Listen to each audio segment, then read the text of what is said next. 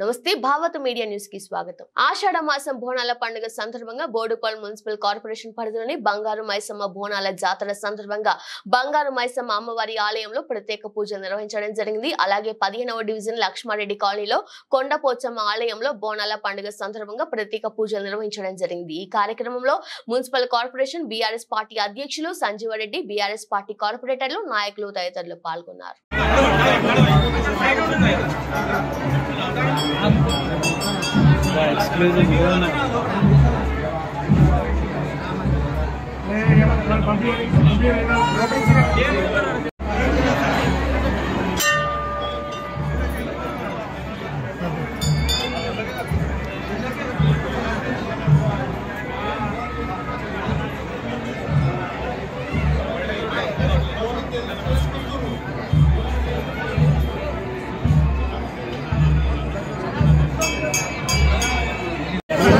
నువ్వు వాళ్ళకుంటే ఎట్లా మామాది నువ్వు పడతావు.